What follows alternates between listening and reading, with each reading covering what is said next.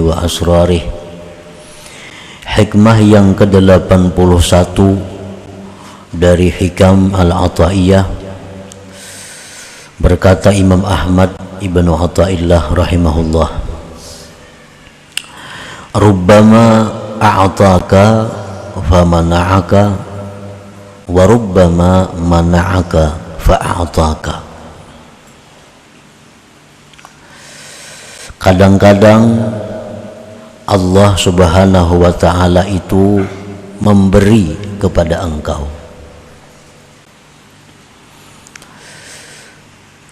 maka dia mencegah akan engkau.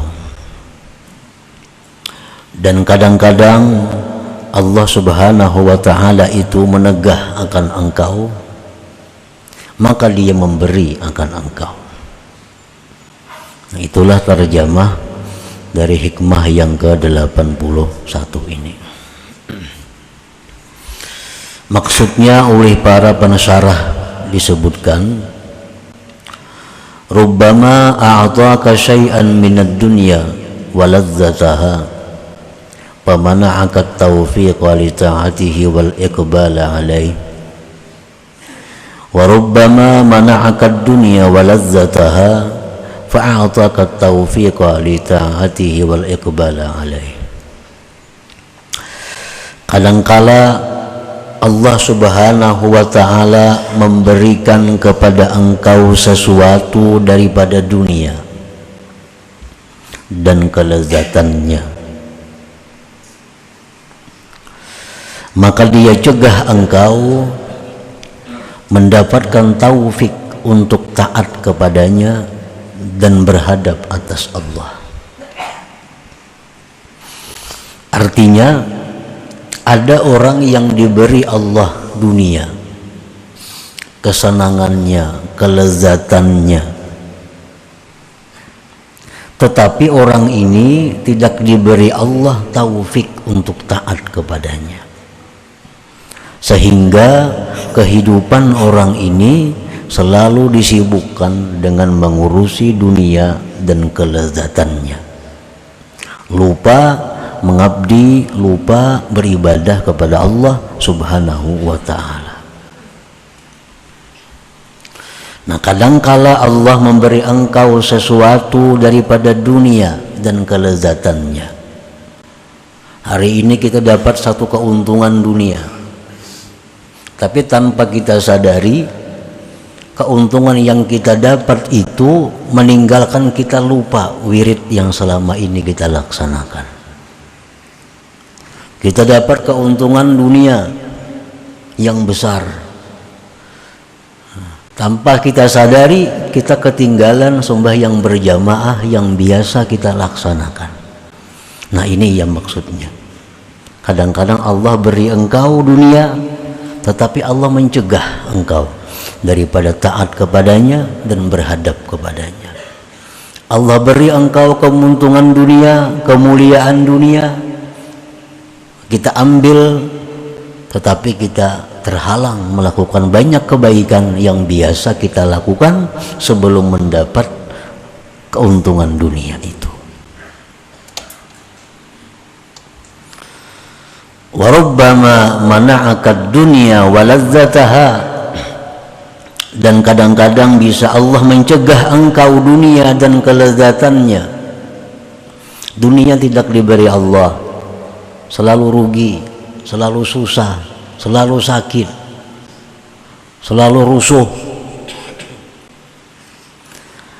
Maka Allah beri engkau taufik untuk taat kepadanya dan menghadap atasnya. Ada orang yang diberi Allah kesusahan dunia, tapi dengan kesusahan itu dia diberi Allah taufik, lalu dia berhadap kepada Allah. Orang yang dulunya sakit, sihat, lupa kepada Allah. Begitu dia sakit, nah, lalu dia berhadap kepada Allah, banyak berzikir, banyak bersalawat. Nah, ini ngarannya dicegah daripada kelezatan dunia, tapi di sisi lain Allah berikan dia taufik untuk berhadap kepada Allah Subhanahu wa ta'ala. Ada orang yang dulunya disibukkan dengan mengurusi harta bendanya, dimusnahkan oleh Allah harta bendanya. Nah, dengan musnah harta bendanya itu, lalu dia menuntut ilmu, lalu dia mengabdi kepada Allah. Nah, ini yang kedua. Allah cegah kepadanya dunia, tetapi Allah berikan dia taufik, Allah berikan dia hidayah untuk berhadap kepada Allah Subhanahu wa ta'ala. Nah, para muhibbin rahimakumullah, orang yang dulunya kada pernah bersedekah, kikir, nah kemudian diberi Allah dia kesusahan dunia, kehilangan umpamanya, atau kerampukan, atau ditipu orang. Nah, gara-gara ini dicegah keuntungan dunia, kehilangan atau kerampukan, lalu dia bersedekah. Nah, kasih tu kamari bersedekah lawan tuan guru, bersedekah lawan habaib, bersedekah lawan fakir miskin. Nah, ini contohnya orang yang ditegah Allah dunia, tapi diberi Allah dia taufik dan hidayah untuk taat kepadanya.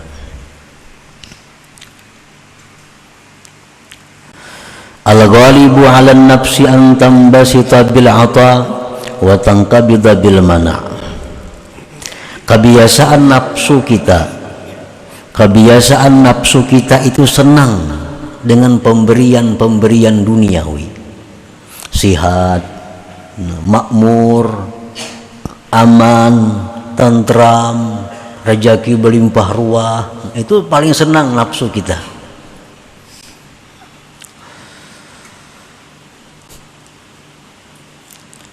Watang kabida bil mana, dan kebiasaan nafsu kita itu menjadi sempit, menjadi susah dengan ditegah. Nah, begitu kita sakit, begitu kita rugi, begitu kita merasa takut, nah nafsu kita ini merasa sempit, nafsu merasa susah, ingkibat. Nah, itu memang tabiatnya nafsu kita. Kenapa nafsu kita itu gembira? Kenapa nafsu kita itu suka dengan pemberian yang sifatnya duniawi? Dan nafsu kita tadi menjadi sedih, menjadi susah, sempit dengan ditegah yang demikian. Li'anna fil 'ata muta'ataha wa syahwataha, karena pada pemberian duniawi itu kesenangan nafsu dan syahwatnya, tasalur. Anak makan nang nyaman-nyaman kan duitnya ada, tasalur. Anak nukar nang baik-baik duitnya ada, tasalur. Nah, itu paling disenangi oleh nafsu. Wafil man'i, dan pada dicegah, tarkahu zuziha wa qat'a mawaddiha, dicegahnya daripada kelebihan duniawi, itu adalah merupakan meninggalkan bagian-bagian nafsu dan memutuskan bibit-bibit nafsu. Pantas nafsu kita ini susah, nafsu kita ini sedih bila mana kita ditegah Allah daripada duniawi. Itu pantas saja, karena kada kawa menyalurkan kehendaknya. Hendak makan nyaman-nyaman, duitnya kada ada. Hendak pakaian yang baik-baik, duitnya kada ada. Hendak itu pemantang, kada kawa memakan. Nah,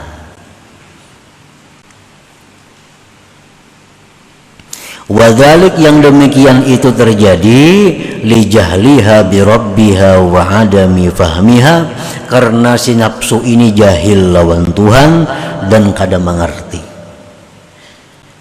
Kenapa nafsu kita ini suka berarti berlimpah ruah rezeki? Kenapa nafsu kita ini suka bila mana sihat, makmur, aman? Kenapa nafsu kita ini susah, sedih bila mana kita dapat ketakutan, dapat kerugian, dapat penyakit? Nafsu sedih. Kenapa? Karena nafsu ini jahil lawan Tuhannya. Nafsu kita ini kadang mengerti tentang perbuatan Allah kepadanya itu.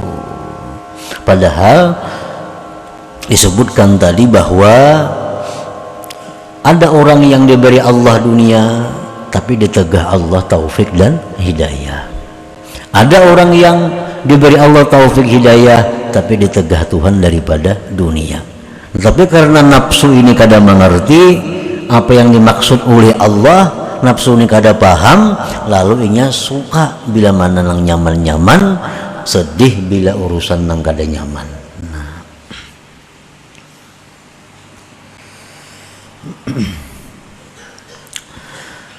Farubbama ataka ma tashtahihi an-nufus famana'aka bidzalika hadratal quddus. Kadang-kadang Allah berikan engkau sesuatu yang disenangi nafsu, tetapi dengan demikian itu Allah cegah engkau hadratal quddus, hadrat Allah. Wa rubbama mana'aka ma tashtahi nafsuka, dan kadang-kadang Allah cegah kepada engkau sesuatu yang menyenangi akan dia oleh nafsu engkau, fayatimmu bidzalika huduru nafsika huduruka wa unsuk, maka sempurna dengan demikian hadir hati engkau dan jinaknya engkau. Kadang-kadang Allah memberikan kita apa yang dikehendaki nafsu kita. Apa yang kita hendak tampina kabul, apa yang kita hendak ada, tanpa kita sadari bahwa itu melalaikan kita daripada hadrat Allah. Kadang-kadang Allah mencegah sesuatu yang dikehendaki nafsu. Nafsu hendak sihat, kada saling sihatan. Nafsu hendak sugih, kada saling sugihan. Tetapi dengan demikian Allah berikan kepadanya hadir hati lawan Allah dan jinaknya hati dengan Allah. Nah, selama ini banyak zikirnya 10.000 sehari, orangnya penggeringan sudah. Nah, ditilam, berkursi roda, nah, zikir 10.000 sehari sudah. Hatinya ingat lawan Tuhan. Berobat kemana aja kada mau lagi ampe, berdoa kada mau juga kabul. Nah, Tuhan sudah sayang lawan orang ini karena sudah jinak hatinya dengan Allah. Amunnya sihat belum tentu berzikir 10.000 sehari. Hanya gagah nih kayak dahulu, mana ingat di zikir ada, cuma di kursi roda, nah hanya kasih pisahan lagi tasbih.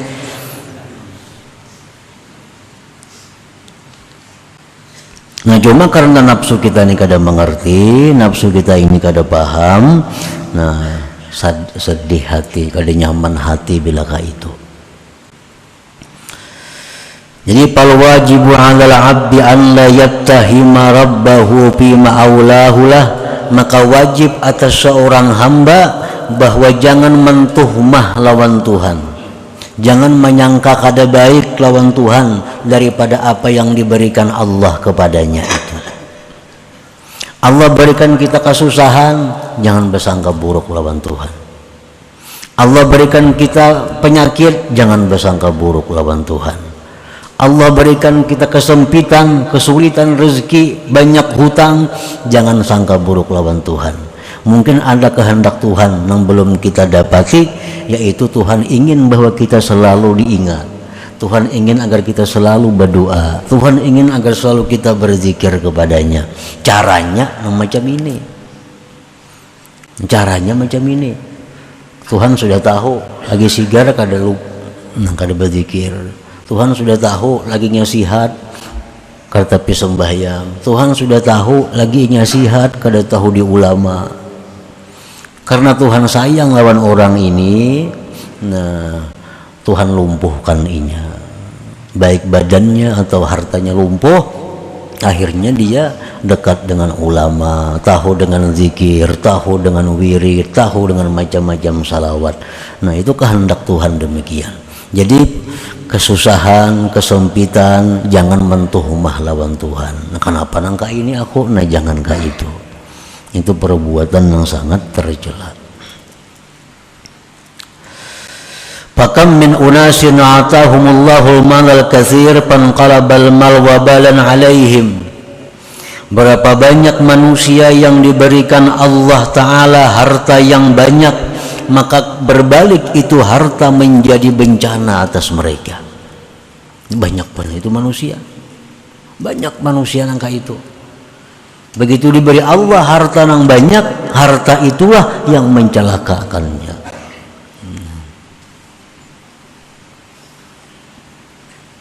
Wa kam min unasin tawa fi hayatihim al-man'u fakanat akibatu dzalik al-khaira was sa'adah. Berapa banyak manusia yang berturut-turut dalam hidupnya kesempitan, kesusahan, tapi akibatnya kebaikan dan keberuntungan.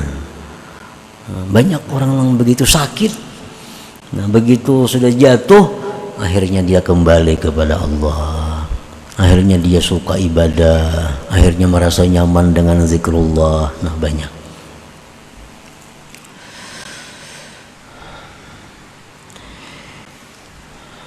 Firman Allah Subhanahu wa taala, asa wa asa an takrahu syai'an wa huwa khairun lakum. Itu sudah firman Allah menjelaskan, barangkali gitu Tuhan ikam tu kada katuju lawan sesuatu padahal itu nang baik bagi engkau.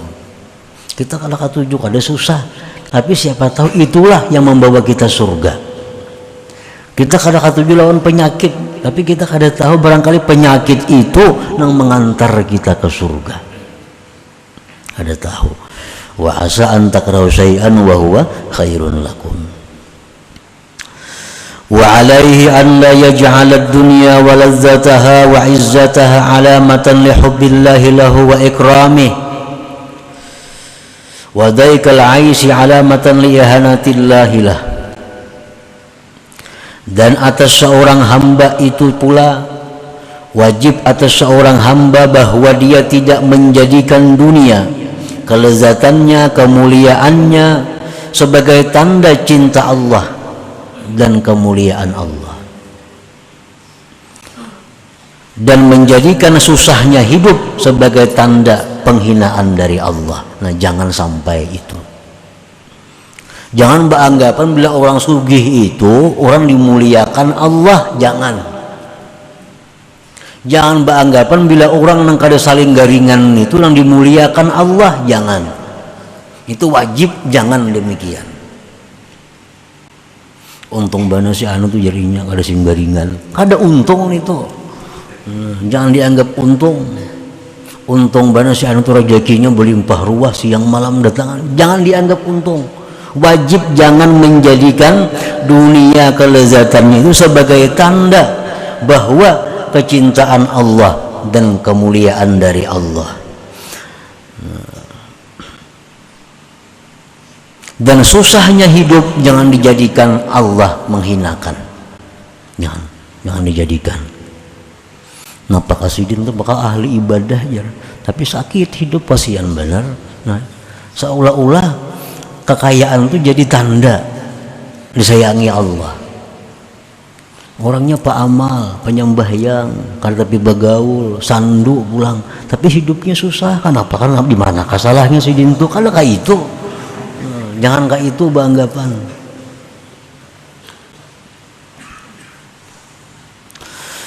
Qala Allah Ta'ala, firman Allah Ta'ala, fa ammal insanu idza mabtalahu rabbuhu fa akramahu wa na'amahu fa yaqulu rabbi akraman. Wa amma idza mabtalahu faqadara alaihi rizqahu fayaqulu rabbi ahanan. Kalla. Allah berfirman, maka adalah manusia apabila diberi Allah cobaan maka dimuliakan Allah, diberi kenikmatan maka dia berkata Tuhan memuliakanku. Itu manusia. Bila diberi Allah kenikmatan yang banyak, bila dia beri Allah kemuliaan, dia beranggapan Allah sayang lawan aku. Anggapannya. Adapun bila mana dia diberi cobaan, apabila diberi cobaan dengan kesempitan rezeki, maka dia berkata Rabbi ahanan, Tuhan menghinakan aku. Kalla, jangan demikian jar Tuhan, jangan kayak itu. Orang yang aku kayakan, orang yang aku makmurkan belum tentu tuh orang yang aku sayangi. Orang yang hidupnya susah, hidupnya sakit belum tentu orang itu orang yang kuhinakan. Kalla, jangan beranggapan demikian. Jadi jangan beranggapan bahwa bila dunia ini makmur tanda orang tuh berkah, kada tentu.